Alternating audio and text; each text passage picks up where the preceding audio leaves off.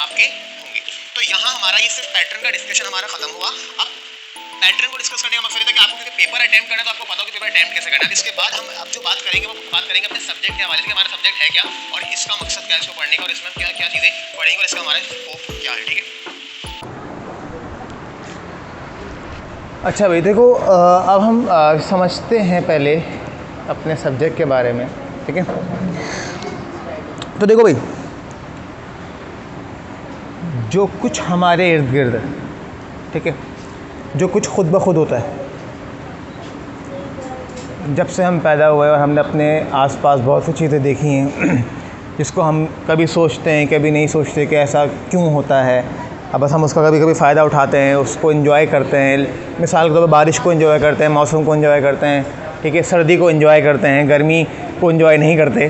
तो इस तरह बहुत सी चीज़ें होती हैं, लेकिन ये होती क्या हैं, इनके पीछे के सीक्रेट्स क्या होते हैं, ठीक है, इनको समझना, इनको अंडरस्टैंड करना या इन चीज़ों को फ़ील करना, ये सारा का सारा काम कहाँ होता है? ये सारा काम होता है साइंस में। ठीक है, साइंस, देखो साइंस क्या होती है, आप में से कोई अब अपने खून में शामिल कर लो क्या कि साइंस क्या चीज़ है, क्या चीज़ है, साइंस क्या चीज़ है। तो साइंस क्या होता है दानिश? Everything okay? ओके, ठीक है। तो बेटा साइंस का मतलब होता है इल्म, नॉलेज। क्या चीज़? साइंस का मतलब होता है इल्म या नॉलेज। लेकिन कैसी नॉलेज? ऐसी नॉलेज जो आपको हासिल हो मुशाहिदात करके, जिसको इंग्लिश में कहते हैं ऑब्जर्वेशन करके, किसी चीज़ पे गौर व फिक्र करके, किसी चीज़ पे गौर व फिक्र करके कि ये सामने जो चीज़ मेरे हो रही है, ये पहली बात तो आप सोचोगे ना कि कुछ ऐसा हो रहा है, क्यों हो रहा है। अगर आप किसी चीज़ पे ध्यान ही नहीं दे रहे हो, उसका मतलब है आप किसी साइंस में इन्वॉल्व ही नहीं हो।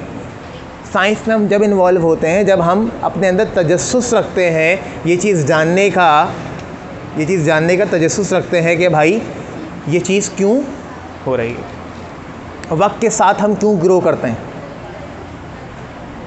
हम क्यों, हमारी हाइट बढ़ रही होती है, सही, हमें क्यों अलग अलग जायके फ़ील होते हैं।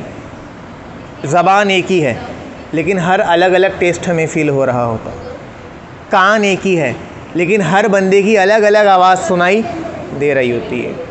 हर सिंगर का अलग अलग जो उसका टून है, उसकी वॉइस है, वो हम आइडेंटिफाई कर लेते हैं।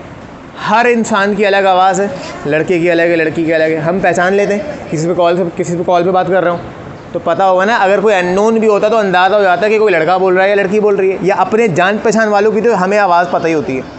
तो एक कान है लेकिन मुख्तलिफ़ आवाज़ें फ़ील कर लेता है, आइडेंटिफाई कर लेता है ना।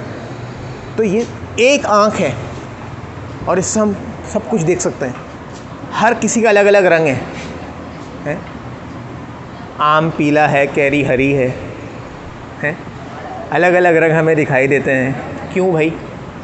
जो अलग अलग रंग हमें दिखाई दे रहे हैं, ये क्यों दिखाई दे रहे हैं, इनका जवाब कौन देगा?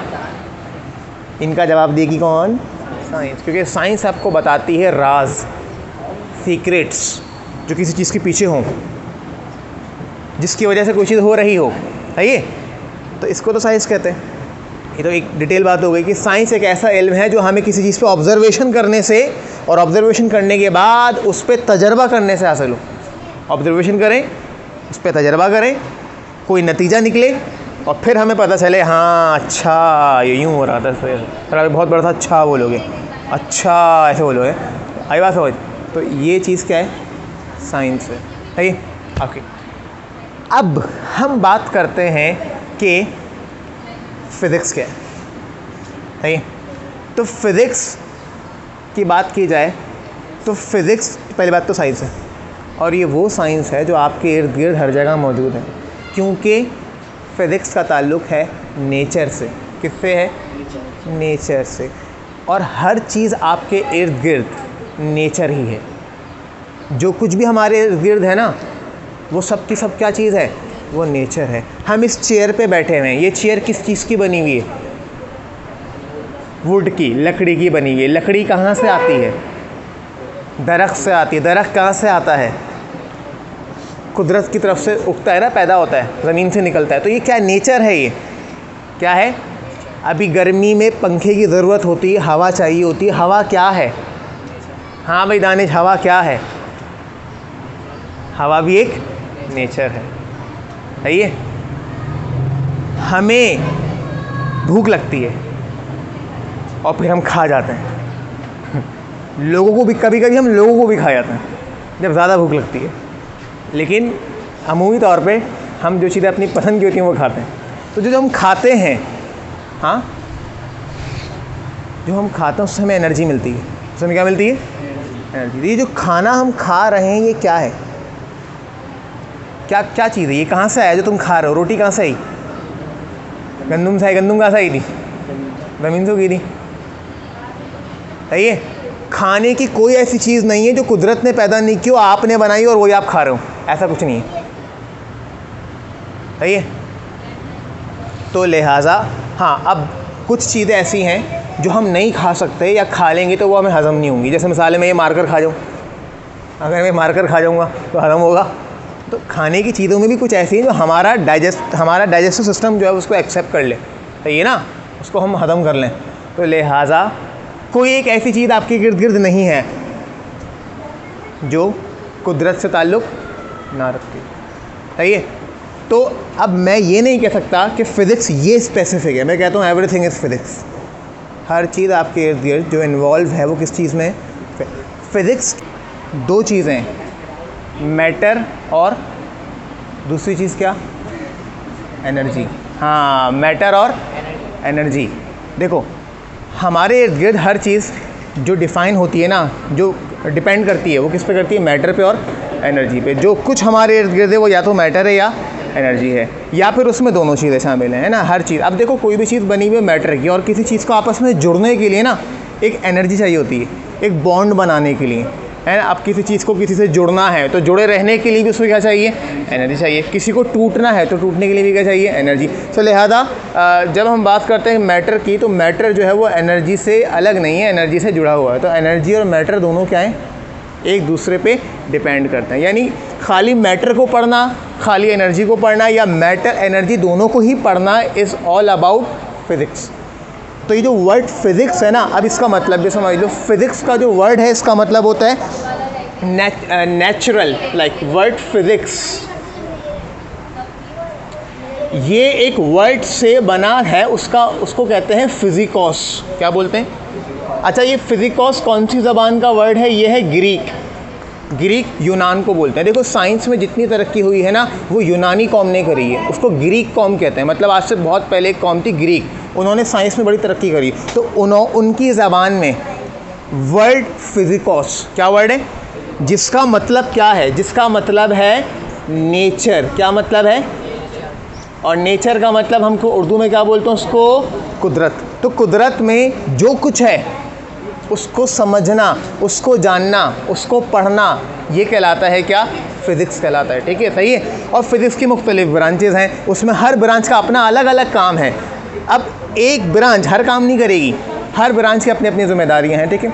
नाउ तो फिज़िक्स क्या है? फिज़िक्स इज़ बेसिकली क्या कि मैटर और एनर्जी का इंटरेक्शन क्या है? मिसाल के तौर पे मेरा आपसे एक इंटरेक्शन है, हम एक दूसरे को समझ रहे हैं, आप स्टूडेंट हो, मैं टीचर हूँ, तो हमारे दरमियान एक ताल्लुक़ है, एक इंटरेक्शन है। तो इस तरह से एक इंटरेक्शन किसके दरमियान है? मैटर और एनर्जी। ये दोनों एक दूसरे पे डिपेंड कर रहे होते हैं, एक दूसरे के बगैर दोनों अधूरे हैं, यूँ समझ सकते हैं। So interaction of matter and energy is called physics. या फिर आपकी बुक की डेफिनेशन क्या है? सबसे पहले उसमें बोला जाता है कि फिज़िक्स की पढ़ो, हाँ पढ़ो,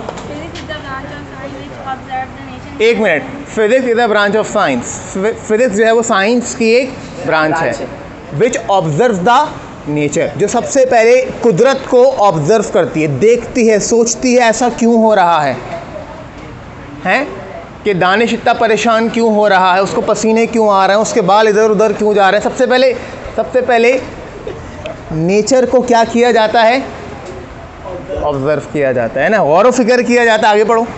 It mathematically and conclude with the experiment. अच्छा, ऑब्जर्व इट Mathematically मैथमेटिकली, आगे पढ़ो, and conclude हाँ, with experiment. And conclude with experiment. देखो डेफिनेशन का कहती है, physics is a branch of science. मैं आपको ये रट्टा नहीं लगवा रहा हूँ, समझा रहा हूँ कि ब्रांच क्या है। Physics is a branch of science which observe the nature, जो नेचर को ऑब्जर्व करती है। अब जैसे मिसाल के तौर पे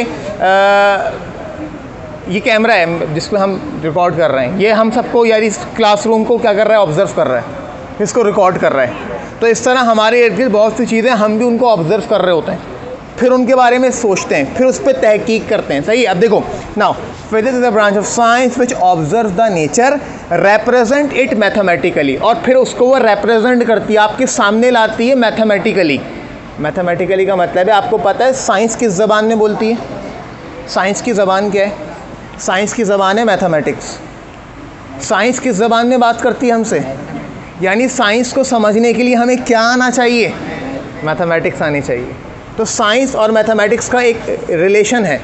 साइंस को समझने के लिए, साइंस को समझाने के लिए, साइंस को बोलने के लिए क्या चाहिए? एक ज़बान चाहिए। वो ज़बान कौन है? वो ज़बान है मैथमेटिक्स। तो mathematics is a language of physics.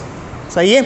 अच्छा, जब आप सिर्फ मैथमेटिक्स पढ़ते हैं ना, आपको नहीं समझ आती मैथमेटिक्स क्या बोलती है, लेकिन जब आप फिज़िक्स पढ़ते हैं तो उसमें जो इक्वेशंस आती हैं ना, वो समझ आती है कि इसका मतलब क्या है। यहाँ पे इसका मतलब है हम एक ज़बान का इस्तेमाल कर रहे हैं। वो ज़बान कौन है? मैथमेटिक्स। किसको समझाने के लिए? फिज़िक्स को या साइंस को समझाने या समझने के लिए। तो आगे पढ़ते हैं। Represent it mathematically and conclude with the experiment. और जब मैथमेटिकली रिप्रेजेंट कर देंगे तो कंक्लूड कैसे करेंगे? कंक्लूड का मतलब क्या होता है? कंक्लूड का मतलब है नतीजा, रिजल्ट। क्या मतलब है? तो रिजल्ट सिर्फ जब आएगा जब आप उस पर एक्सपेरिमेंट करेंगे। एक चीज़ को ऑब्जर्व किया, एक चीज़ को ऑब्ज़र्व किया कि एक बच्चा है वो बिल्कुल पढ़ाई में ध्यान नहीं देता, हमने उसको ऑब्ज़र्व किया। पहले तो ऑब्ज़र्व करेंगे ना, फिर उसके ऊपर कुछ वर्किंग करेंगे। वो जो वर्किंग है, मान लो साइंस में उसको मैथमेटिकल वर्किंग कह रहे हैं। फिर हम एक तजर्बा करेंगे उस बच्चे के ऊपर। कैसा तजर्बा करेंगे? उसका टेस्ट लेके देखेंगे, है ना। फिर एक रिज़ल्ट आएगा, रिज़ल्ट सब कुछ बता देगा। सो लिहाजा सबसे पहले नेचर को क्या करना है? ऑब्जर्व करना है। फिर उसको बयान कैसे करना है, समझना है कैसे? मैथमेटिक्स की मदद से। और फिर एक्सपेरिमेंट करके उसका रिज़ल्ट लेकर आना है। This is what physics. ठीक है। तो इस सब के लिए हमारे अंदर एक जस्तजू होनी चाहिए, एक इंटरेस्ट होना चाहिए, नेचर से मोहब्बत होनी चाहिए, नेचर का लव भी होना चाहिए। ठीक है। हाँ भाई दानिश, समझ आ रही है बात? ठीक है। तो ज़रूरी नहीं अब सिर्फ बात दानिश पे रहेगी, हर किसी के ऊपर बात रहेगी। फ़िज़िक्स के बाद पे जब हम और मज़ीद चीज़ों में तहकीक में जाएँ तो अब मुख्तलिफ़ ब्रांचेस बन जाएंगी, मुख्तलिफ़ शोबे बन जाएंगे। किसी का काम कुछ है, किसी का काम कुछ है। जैसे ना आप एक इदारे में जाते हैं तो एक मैनेजर होता है, फिर एक जो है वो CEO होता है, फिर एक इंचार्ज होता है, फिर एक क्लर्क होता है, फिर मुख्तलिफ़ लोग होते हैं, सबके अपने अपने काम होते हैं ना। अब एक ही बंदा सारे काम नहीं करता। तो साइंस सारे काम नहीं करती, साइंस ने अपनी ब्रांचेस बना ली हैं। कुछ काम फिज़िक्स के हैं, कुछ काम केमिस्ट्री के हैं, कुछ काम बायो के हैं। तो फिर जो काम फिज़िक्स में आ गए, फ़िज़िक्स ने भी क्या करा, अपनी बहुत सारी ब्रांचेस बना ली। कुछ काम इस ब्रांच को दिए, कुछ काम उस ब्रांच को दिए, लेकिन हर ब्रांच का काम किस चीज़ से डील करना है? नेचर से डील करना है। अब नेचर हर तरह की नेचर होती है। गर्मी की नेचर है, हमें गर्मी, हमें हीट, हमें टेम्परेचर से डील करना हो तो आप पढ़ेंगे थर्मोडायनेमिक्स। जब हम बात कर रहे हो किसकी? हीट की, टेम्परेचर की, तो क्या पढ़ रहे होंगे? थर्मोडायनेमिक्स। हम बात कर रहे हो बिजली की, इलेक्ट्रिसिटी की, करंट की, तो क्या पढ़ रहे होंगे? इलेक्ट्रिसिटी पढ़ रहे होंगे। सही है। हम बात कर रहे हो गाड़ी कैसे चलती है, गाड़ी में ख़राबियाँ आती हैं मोटर वोटर में, तो उसमें क्या मामलात होते हैं?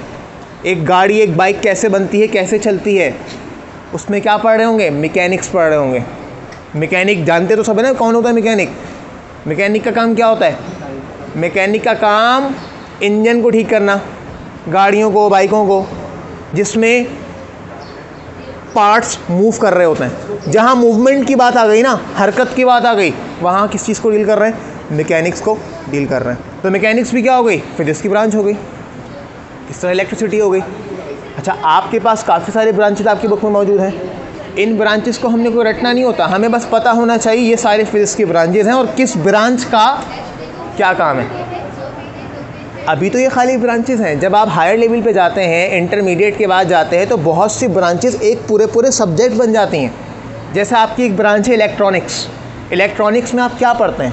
इलेक्ट्रॉनिक्स में आप ये सारी वो चीज़ें जिससे आपकी डिवाइसेस चलती हैं, मोबाइल, कंप्यूटर, स्मार्ट वॉच, उन चीज़ों की नेचर को, हमारा मोबाइल किस पर्पस पे चलता है, हमारा जो मोबाइल है वो फिज़िक्स की कौन सी ब्रांच से रिलेट करता है, मुझे बताओ। क्या मोबाइल हमारा इलेक्ट्रिसिटी, इलेक्ट्रॉनिक्स या मैकेनिक्स किस पे डिपेंड करता है, बताओ? इलेक्ट्रॉनिक्स। अच्छा, और इसी तरह से बाइक इलेक्ट्रॉनिक्स पे डिपेंड करती है या मैकेनिक्स पे? तो जिस चीज़ में कोई हरकत वाली काम आ रहा है, मूवमेंट हो रही है, वो किस चीज़ से रिलेट कर रही है?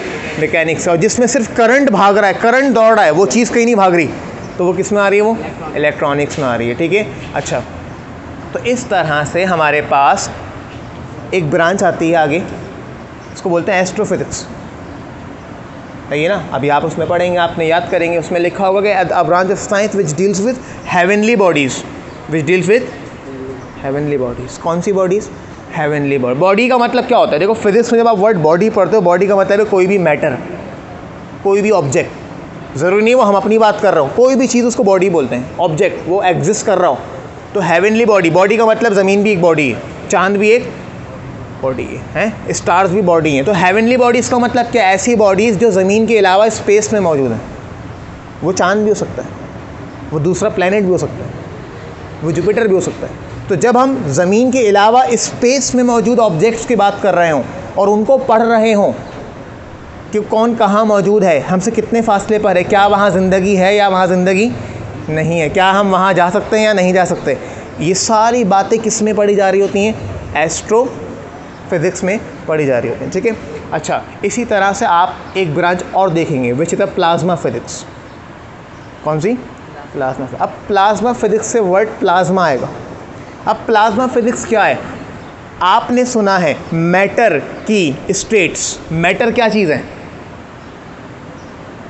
ये बात आइंदा कभी मैं या कोई भी पूछे तो उस वक्त आपको जवाब आना चाहिए कि मैटर क्या चीज़ है। अभी भले जवाब आए नहीं आए, डजंट मैटर, क्योंकि आपसे मैं आज फर्स्ट टाइम पूछ रहा हूँ। मैटर क्या है? मैटर वो है हर वो चीज़ जो वज़न रखे और जगह घेरे। दानिश, तुम एक मैटर हो, क्योंकि तुम वज़न भी रखते हो और जगह भी बहुत घेरते हो। सुमाना, तुम भी एक मैटर हो।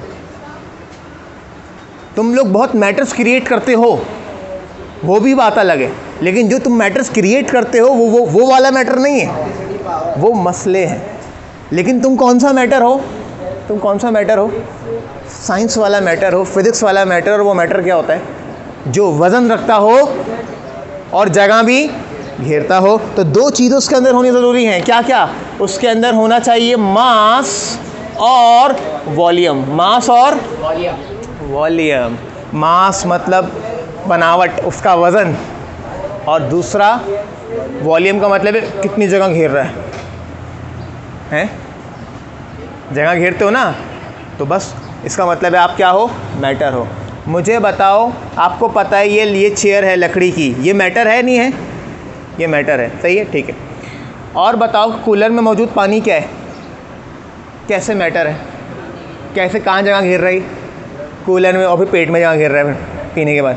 ऐसा ही है ना, पहले कूलर में, अभी पीने के बाद पेट में जगह घेर रहा है। जगह घेर रहा है, वज़न फील हो रहा है। खाली बाल्टी भरी बाल्टी उठाओ, फ़र्क मिलेगा। अब खाली कूलर भरे हुए कूलर में फ़र्क होगा? क्या फ़र्क होगा?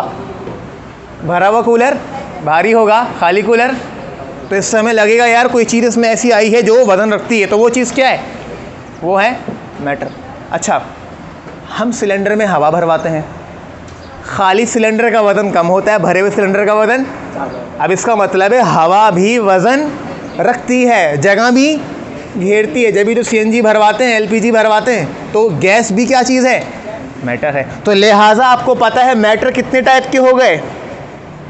सॉलिड, लिक्विड और गैस। तो मुझे ये बताओ, ये आग क्या चीज़ है? जो अक्सर लोग बहुत आग लगाते हैं, लेकिन ये आग होती क्या है? लोग सोचते नहीं आग लगाने से पहले कि आग है क्या, लेकिन आग लगा देते हैं। ये बताओ, आग क्या होती है? हाँ, आग क्या होती है? तुम लोगों ने बहुत बार लगाई होगी, सर्दियों में भी लगाई होगी, फिर बारबेक्यू में भी लगाई होगी, और कभी कभी ज़िंदगी में भी लगाई होगी। आग क्या होती है? What is fire? हैं, आग बुझाने के लिए सब भागते हैं। फायर क्या आपको, अच्छा आग में हाथ डालो कभी, क्या आग से हाथ टकराएगा? टकराएगा नहीं, मतलब आग में से हाथ निकल जाएगा ना, टकराएगा तो नहीं। क्या आग में हाथ डालने से हाथ गीला होगा? आग ना तो सॉलिड है ना तो, अच्छा आग में हाथ डालने से क्या चीज़ फील हो सकती है? कौन सा, आपको कौन सा मैटर फील हो रहा होगा आग में हाथ डालने से? सॉलिड, लिक्विड या गैस? गैस जैसा ही कुछ फील हो रहा होगा। इसका मतलब है फायर एक ख़ास किस्म की गैस है। उस ख़ास किस्म की गैस को ही बोलते हैं क्या? प्लाज्मा। एक ऐसी गैस जो कि हीटअप भी हो रही होती है, गर्म भी होती है और रोशनी भी दे रही होती है, उसी को क्या बोलते हैं? प्लाज्मा। सो मुझे ये बताओ कि सूरज क्या चीज़ है? सूरज आप देखते हो आग का गोला आसमान पे, तो सूरज क्या चीज़ हुआ? सूरज सॉलिड हुआ, लिक्विड हुआ, गैस हुआ या प्लाज्मा हुआ? प्लाज्मा हुआ। तो याद रखो कि हमारा जो पूरा सोलर सिस्टम है, जिसकी बुनियाद किसके ऊपर है? सूरज के ऊपर है, सन के ऊपर है, और वो सन खुद कौन है? वो प्लाज्मा है। उसके बाद बहुत सारे प्लैनेट्स ऐसे हैं जो सिर्फ़ और सिर्फ या तो रॉक के बने हुए, यानी मिट्टी के बने हुए, और कुछ ऐसे हैं जो सिर्फ़ और सिर्फ गैस के बने हुए। गैस के बने हुए प्लैनेट में सबसे बड़ा और अहम प्लैनेट है जुपिटर। कौन सा? जुपिटर वो प्लैनेट है जो सिर्फ किसका बना हुआ है? गैस का। और हमारी ज़मीन किसकी बनी हुई है? हमारी ज़मीन में सॉलिड भी है, लिक्विड भी है, गैस भी, एवरीथिंग इज़ प्रेजेंट है, बल्कि यहाँ प्लाज्मा भी है क्योंकि यहाँ फायर भी है, ठीक है। लेकिन सूरज सिर्फ किसका बना हुआ है? प्लाज्मा का बना हुआ है। सो लिहाजा वो फिज़िक्स जो सिर्फ डील करे एक ख़ास मैटर से, प्लाज्मा से, उसको बोलेंगे क्या? Plasma physics. एक और फिज़िक्स आती है जियो फिज़िक्स। कौन सी फिज़िक्स? द वर्ड जियो। जियो का मतलब होता है ज़मीन। ज़मीन के अंदर क्या है? ज़मीन के ऊपर तो फसाद है, ज़मीन के अंदर क्या है? ज़मीन के अंदर दज्जाल है। ऊपर फसाद है, दज्जाल है। ज़मीन के अंदर क्या है, इससे कौन डील करती है? जियो फिज़िक्स। समझ गए? तो importance of physics in science and technology. आप आज जिस ज़माने में रह रहे हैं, ये टोटली डिपेंड किसके ऊपर करता है? टेक्नोलॉजी के ऊपर। किसके ऊपर? टेक्नोलॉजी कहाँ से आती है? टेक्नोलॉजी साइंस से आती है। साइंस की थ्योरीज से, लॉज से, उनको पढ़ के, उनको समझ के, उन पे एक्सपेरिमेंट करके हम टेक्नोलॉजी क्रिएट करते हैं। मतलब टेक्नोलॉजी साइंस से ही बनती है। So science and technology are the same thing, हम ये कह सकते हैं। यानी टेक्नोलॉजी किससे बनती है? साइंस। हमें साइंस पता होगी, हमें सीक्रेट्स पता होंगे, तो हम उससे क्या क्रिएट कर लेंगे? एक टेक्नोलॉजी। अब टेक्नोलॉजी, जैसे कि हमारे पास स्मार्टफोन है, ठीक है। टेक्नोलॉजी क्या है? टेक्नोलॉजी ये है कि हम किसी से भी जो दूर हमसे बैठा हो, हम उससे बात कर सकते हैं, हम उससे चैटिंग कर सकते हैं, उससे ऑडियो कॉल पे बात कर सकते हैं। टेक्नोलॉजी ये है कि आज हम गेम्स खेल सकते हैं, वीडियो गेम्स खेल सकते हैं, जो कि अभी बहुत पुरानी बात हो गई। टेक्नोलॉजी ये है कि अब हम रोबोट्स बना रहे हैं। टेक्नोलॉजी ये है कि हम इंसान जैसा दूसरा कोई रोबोट बना सकते हैं, जिसको आर्टिफिशियल इंटेलिजेंस कहते हैं, जिससे आप आजकल बहुत वाकिफ़ होंगे। AI, माई AI, जिससे आप कोई भी सवाल करते हैं वो आपको बड़ा होशियारी से, इंटेलिजेंस के साथ जवाब देता है, आपके सारे मसले वो हल कर देता है। तो देखो, हम इस ज़माने में किस में रह रहे हैं? हम इस ज़माने में टेक्नोलॉजी में रह रहे हैं। तो साइंस और टेक्नोलॉजी ये किसके बगैर अधूरी है? साइंस और टेक्नोलॉजी मेजॉरिटी। सिर्फ जस्ट मैं एक बात करूँगा, अगर हमारी ज़िंदगी से स्मार्टफोन ख़त्म हो रहा है तो हमारी ज़िंदगी भी ख़त्म हो जाएगी। ऐसा ही है, ऐसा हमने ऐसा बना लिया। अब स्मार्टफोन के बगैर कुछ भी नहीं है, देखा जाए तो स्मार्टफोन से हर चीज़ है। अब चाहे आप उसको अपने एंटरटेनमेंट के लिए इस्तेमाल करो, या अपने बिज़नेस के लिए इस्तेमाल करो, या अपने स्टडी के लिए इस्तेमाल करो, बट हमें पता है स्मार्टफोन बड़ा ज़रूरी है। और स्मार्टफोन एक टेक्नोलॉजी है। ये टेक्नोलॉजी किससे क्रिएट हुई है? कहाँ से आई है? या ये साइंस और ख़ास तौर से आई है फ़िज़िक्स से। किससे आई है? फ़िज़िक्स में हम पढ़ते हैं इलेक्ट्रॉनिक्स। इलेक्ट्रॉनिक्स से ये क्रिएट हुआ है, ठीक है, सही है। तो लिहाजा फ़िज़िक्स का इम्पोर्टेंस क्या है साइंस और टेक्नोलॉजी में, ज़रा थोड़ा सा इसको समझते हैं। तो आप इसमें कुछ पॉइंट्स जो ख़ास हैं उनको समझेंगे कि हमारे पास फिज़िक्स की इम्पोर्टेंस क्या है। अब जैसे मिसाल के तौर पे देखो भाई, याद करने के हवाले से, पेपर के हवाले से आपके पास इसके पॉइंट्स बन जाएंगे, आपको इसके पॉइंट्स प्रोवाइड कर दिए जाएंगे, आपने इसमें जो जो पॉइंट्स पेपर में इसके जवाब में लिखने। अब इसको हम समझ लेते हैं कि इसकी इंपॉर्टेंस में क्या क्या बातें हमारे पास जो हमें किताब बता रही है। देखो, discovery such as magnetism, electricity, conductor. Discovery किसे कहते हैं ये बताओ, डिस्कवरी क्या होती है? आज दो वर्ड का फ़र्क बताओ मुझे, डिस्कवरी क्या है और इन्वेंशन क्या है? हाँ, इन्वेंशन क्या है? इजाद करना। और डिस्कवरी क्या है? मुझे ये बताओ, ये स्मार्टफोन हमने इन्वेंट किया है, डिस्कवर किया है? इन्वेंट, इजाद किया है, डिस्कवर तो नहीं करा। डिस्कवर का मतलब ये होगा कि ये मैंने कहीं पहाड़ खोद के निकाला कहीं से, नहीं ना, ऐसा तो नहीं है ना। ज़मीन के नीचे तो मोबाइल नहीं आया ना, जो ज़मीन में से निकल रही हैं कहीं पहले से कुदरत ने बना के रखी हुई थी और हम वहाँ से उसको ढूंढ के निकाल रहे हैं, तो वो क्या है? डिस्कवरी है, दरियाफ्त है। और जो चीज़ पहले से कभी थी ही नहीं, वो हमने खुद बनाई है, वो क्या है? वो इन्वेंशन है। तो साइंस में डिस्कवरी भी होती है और इन्वेंशन भी होती है। आपने एक जुमला सुना होगा कि ज़रूरत ईजाद की माँ है, necessity is the mother of invention. हम ईजाद कोई चीज़ कब करते हैं? कोई चीज़ ईजाद जब होती है जब उसकी ज़रूरत पड़ जाती है। जैसे कोविड के दौर में हमने वैक्सीन्स ईजाद करी, कोविड की वैक्सीन्स हैं। तो जिस चीज़ की ज़रूरत पड़ती है हम उस चीज़ को इन्वेंट करते हैं, ईजाद करते हैं, ठीक है। अच्छा जी, तो देखो हम यहाँ भी बात करेंगे किस चीज़ की? Discovery of such as magnetism, electricity, conductor. ये वर्ड आपको समझना चाहिए कि इसकी क्या अहमियत है आपकी ज़िंदगी में। वो वर्ड है मैग्नेटिज्म। मैग्नेटिज्म वहाँ से ले लो, वहाँ रखी होंगी। अच्छा, मैग्नेटिज्म, कोई वर्ड समझ आ रहा है? मैग्नेटिज्म से क्या होता है? मैग्नेटिज्म, मैग्नेट, मकनातीस, खींचने वाली चीज़, अट्रैक्ट करने वाली चीज़, सही है ना? मैग्नेट का नाम सुना होगा, तो उससे बना मैग्नेटिज्म, ठीक है। मकनातीसियत कह सकते हैं, मकनातीस या मकनातीसियत, एक ऐसी खुसूसियत, अच्छा जिसके एंड में ये ISM लग रहा होता है वो खुसूसियत में चले आता है। मतलब एक प्रॉपर्टी है, क्या है? एक खुसूसियत है किसी मटेरियल की कि वो अपने जैसे दूसरे मटेरियल को खींच लेता है, अट्रैक्ट कर लेता है। तो आपने देखा होगा मैग्नेट एक दूसरे को खींच रहे होते हैं, या लोहा आयरन मैग्नेट से हो रहा होता है अट्रैक्ट। तो मैग्नेटिज्म क्या है? एक खुसूसियत है। अब आपको पता है मैग्नेटिज्म से हमारी ज़िंदगी में क्या क्या अहम किरदार हैं। देखो, हमें जिस पंखे से हवा मिल रही है, जिस मोटर से हम पानी ऊपर चढ़ा रहे हैं, जिस जनरेटर से बिजली पैदा कर रहे हैं, जिस बाइक पे हम सफ़र कर रहे हैं, इन सब का काम करना मैग्नेटिज्म के बग़ैर अधूरा है। तो इन सब में एक बहुत इम्पॉर्टेंट फ़िनोमेना फ़िज़िक्स का इस्तेमाल होता है, वो क्या होता है? मैग्नेटिज्म। लेकिन ये वो मैग्नेटिज्म है जो अकेला नहीं होता, इसमें एक और चीज़ शामिल है, उसको बोलते हैं इलेक्ट्रिसिटी। क्या कहते हैं? इलेक्ट्रिसिटी। एक तो खाली मैग्नेटिज्म है और दूसरी क्या है? इलेक्ट्रिसिटी। ये दो अलग अलग डिपार्टमेंट हैं। इलेक्ट्रिसिटी में हम खाली बिजली की बात करते हैं और मैग्नेटिज्म में बात करते हैं मैग्नेट्स की। लेकिन अब एक डिपार्टमेंट ऐसा आता है जिसमें इलेक्ट्रिसिटी और मैग्नेटिज्म मिल जाते हैं, उसको बोलते हैं इलेक्ट्रोमैग्नेटिज्म। देखो, एक नाम आपके पास क्या आया? मैग्नेटिज्म। दूसरा नाम आपके पास आएगा इलेक्ट्रिसिटी। देखो, ये वो फिज़िक्स की इम्पोर्टेंस है जो हमारी डेली लाइफ में है या साइंस एंड टेक्नोलॉजी में। देखो, डेली लाइफ में साइंस एंड टेक्नोलॉजी किस पे डिपेंड कर रही है? मैग्नेटिज्म पे, इलेक्ट्रिसिटी पे, सही है। और इनका एक कॉम्बिनेशन जिसको क्या बोलते हैं, अभी मैंने बताया, उसको बोलेंगे इलेक्ट्रो। ये आपकी एक ब्रांच ऑफ फिज़िक्स है, इलेक्ट्रोमैग्नेटिज्म, जिसका ताल्लुक क्या है? इलेक्ट्रिसिटी और मैग्नेटिज्म को जोड़ देना। अभी देखो, जनरेटर क्या पैदा करता है और उसके अंदर एक ख़ास चीज़ लगाई जाती है जो बड़ा मदद करती है बिजली को पैदा करने में, और वो होते हैं मैग्नेट्स।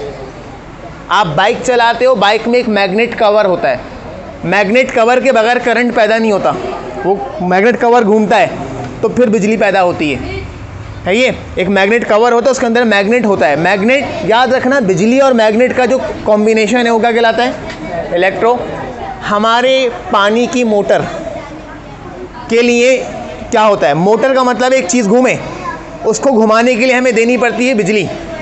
बिजली दे रहे हैं, मोटर के अंदर मैग्नेट्स लगे हुए हैं, वो मैग्नेट्स क्या करते हैं, उस मोटर को अट्रैक्ट करवाते हैं, घुमाते हैं, उसके रोटर को घुमाते हैं। सही है। पंखा घूम रहा है, इसके अंदर भी कौन सा कॉम्बिनेशन है, इलेक्ट्रिसिटी का और मैग्नेटिज्म का। तो देखो, एक तो मैग्नेटिज्म अकेला, फिर कौन है, और फिर इनका कॉम्बिनेशन कौन है, इलेक्ट्रो। ये सारी वो साइंस एंड टेक्नोलॉजी का पार्ट है जो किस पे डिपेंड कर रहा है, फिज़िक्स पे। और ये हमारी डेली लाइफ के यूजेस भी हैं, ये एप्लीकेशंस भी हैं किस चीज़ के, फिज़िक्स के। ठीक है, चलो। अच्छा, इस तरह आपके घर में टेलीविज़न होता है, बहुत सौ के एलईडी होता है, कंप्यूटर्स हैं, स्मार्टफोन्स हैं, मेडिकल इंस्ट्रूमेंट है। मेडिकल इंस्ट्रूमेंट को एक नाम बताओ, मेडिकल इंस्ट्रूमेंट कौन सा होता है, मेडिकल इंस्ट्रूमेंट कोई एक जो आपके घरों में हो, मिसाल के तौर पर आसान सा कोई थर्मोमीटर। और बहुत सौ के घरों में और भी कुछ ऐसे इंस्ट्रूमेंट होते हैं जिससे आप बीपी चेक करते हैं, हाँ, ब्लड प्रेशर ऑपरेटर होता है, ब्लड प्रेशर चेक कर रहे होते हैं। ठीक है, इस तरह और बहुत सारे इंस्ट्रूमेंट्स होते हैं जो नॉर्मली घरों में भी होते हैं और नहीं तो अस्पतालों में होते हैं, जो किस काम आ रहे हैं, मेडिकल पर्पस में काम आ रहे हैं। भाई ये सारे इंस्ट्रूमेंट किस बुनियादों पे बनाए गए हैं, ये सब बने हैं फिज़िक्स की बेसिस पे। ठीक है, सही है। तो ये साइंस एंड टेक्नोलॉजी है, ये इंस्ट्रूमेंट्स भी क्या है हमारे पास, साइंस एंड टेक्नोलॉजी। लेकिन ये किससे रिलेट कर रहे हैं, ये सब फिज़िक्स से रिलेट कर रहे हैं हमारे पास। ठीक है। अच्छा, दूसरी बात, ट्रांसपोर्टेशन, सफ़र करना।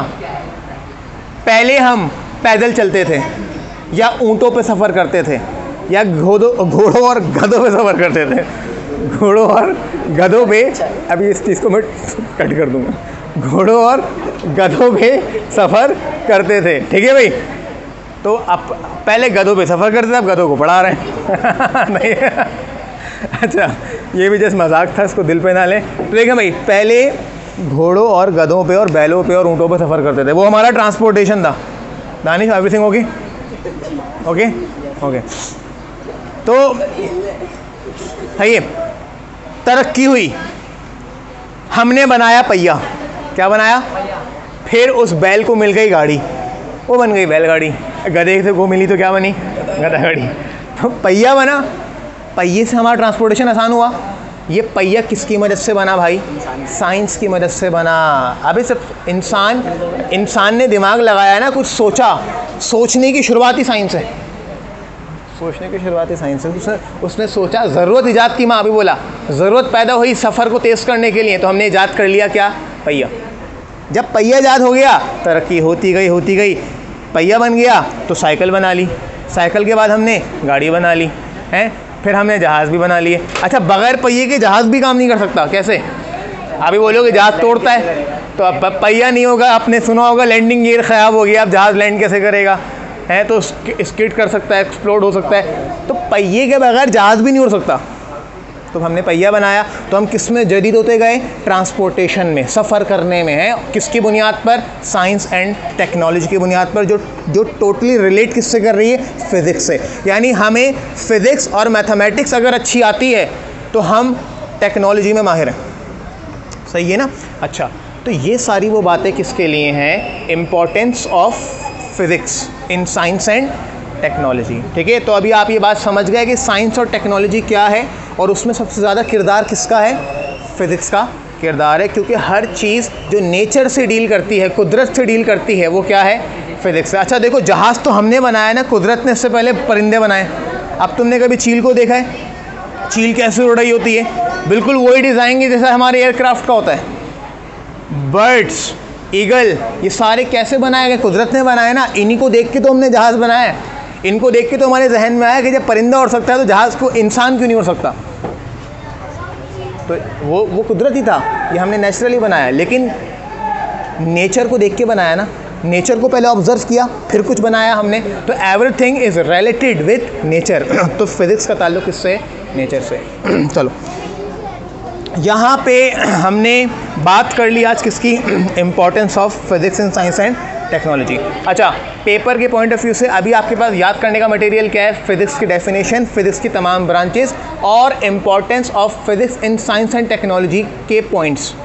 ये पॉइंट्स आप 6 पॉइंट्स करेंगे। एक पॉइंट मैग्नेटिज्म का बन गया, एक पॉइंट हमारा इलेक्ट्रिसिटी का बन गया, एक पॉइंट हमारा ट्रांसपोर्टेशन का बन गया, एक पॉइंट हमारा इलेक्ट्रॉनिक्स का बन गया। तो मुख्तलिफ पॉइंट्स हम बना लेंगे कहाँ कहाँ साइंस टेक्नोलॉजी में फिजिक्स का इस्तेमाल हो रहा है। तो आपका एक सवाल ये बन जाएगा जो कि लॉन्ग के लिए भी इंपॉर्टेंट है, और अगर शॉर्ट में आता है तो कितने पॉइंट्स लिखने होंगे, 3 पॉइंट्स लिखने होंगे। ठीक है, तो अभी फ़िलहाल आज हम यहीं पे वाइंड अप करते हैं, लेकिन मैं ये चाहूँगा कि आप सब नेक्स्ट क्लास से पहले ये सारी चीज़ें अच्छे से समझ के याद भी कर लें और इनका टेस्ट भी दे दें। जिसने नहीं भी दिया हो तो ये हफ्ता पड़ा हुआ है, नेक्स्ट मंडे तक आप लोगों ने अपने ये तमाम फिज़िक्स इंक्लूडिंग तमाम ब्रांचेस और importance of physics in science and technology आप लोगों ने कंप्लीट कर लेना है। ठीक है भाई, ठीक है, चलो थैंक यू।